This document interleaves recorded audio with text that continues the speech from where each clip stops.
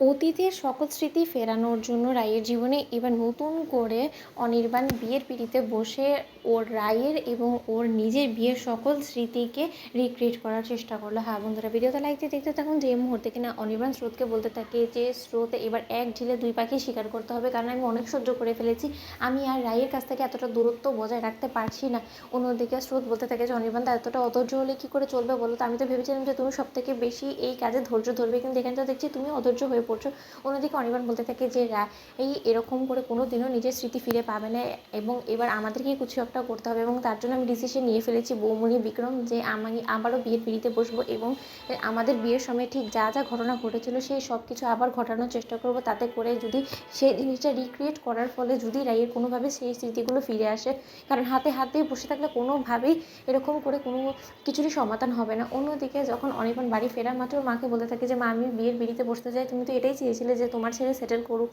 নতুন করে, তাহলে বরঞ্চ সেটাই হোক, কারণ রাই যখন ঠিক করেই ফেলেছে যে ওর অতীত জীবন সম্পর্কে ওর বিন্দুমাত্র কোনো রকম কোনো মাথা ব্যথা নেই, তাহলে তো ওর আশায় বসে থাকলে আমার সময় লস, এর থেকে বরঞ্চ আমি নতুন করে বিয়ের পিঁড়িতে বসার সিদ্ধান্ত নিয়েছি, তুমি যদি পারো তাহলে নিজে পছন্দ করে আমার জন্য পাত্রী নিয়ে আসো। অন্যদিকে এই কথা বলা মাত্র অনির্বাণের মা বলে থাকে যে আমার নজরে অনেক ভালো একজন পাত্রী আছে, তোমাকে আর খুব একটা বেশি অপেক্ষা করতে হবে না, খুব শীঘ্রই বিয়ের পিঁড়িতে তুমি চাইলেই বসে যেতে পারো, তুমি যদি আপত্তি না করো তাহলে দুদিনের মধ্যেই আমি বিয়ের ডেট ফিক্স করে ফেলতে পারি। অন্যদিকে অনির্বাণ বলতে থাকে যে হ্যাঁ মা সেটাই বরঞ্চ করো। অন্যদিকে অনির্বাণ মনে মনে বলতে থাকে যে মা আমি খুব ভালো করে জানি যে তুমি আনন্দে আত্মহারা হয়ে পড়েছো, কারণ এতে করে তুমি ভেবেছো যে রাইকে আমার জীবন থেকে তুমি চিরকালের জন্য মুছে দিতে পারবে, কিন্তু সেটা কোনোদিনও হওয়ার নয়। আমি রীতিমতো রাইয়ের স্মৃতি ফেরানোর জন্য সব কিছু করছি, কিন্তু এখন যদি তোমাকে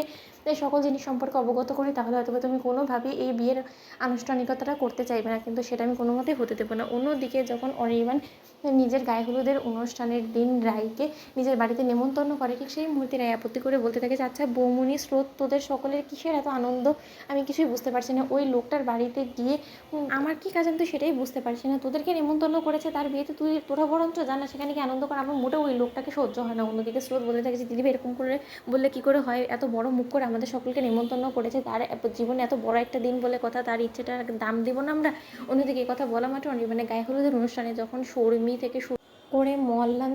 এবং রাইয়ের গোটা পরিবার সামিল হয়ে যখন অতীতের সেই বিয়ের দিনগুলোকে আবারও রিক্রিয়েট করার চেষ্টা করতে থাকে, সেই সব কিছু দেখা মাত্রই রাই বলতে থাকে যে কেন সব কিছু আমার গুলিয়ে যাচ্ছে, কেন আমার বারবার করে মনে হচ্ছে যে এই সব কিছু আমার জীবনে অতীতে ঘটে রয়েছিল, এবং এই সব কিছু কেন আমার কাছে আবছা আবছাভাবে ধরা দিচ্ছে, কিছুই তো আমার মনে পড়ছে না, এবং তার থেকে বড় কথা আমার মাথাটা এত যন্ত্রণা করছে কেন, কেন মনে হচ্ছে যে এই বাড়িটাতে আমি আগে অনেকবার এসেছি, এবং এই বাড়িটা আমার কমফর্ট জোন ছিল, এই বাড়িটার প্রত্যেকটা আনাচে কানাচে আমার স্মৃতি লুকিয়ে আছে। তো বন্ধুরা ভিডিওটি ভালো লাগলে লাইক এবং শেয়ার সাবস্ক্রাইব করতে ভুলো না।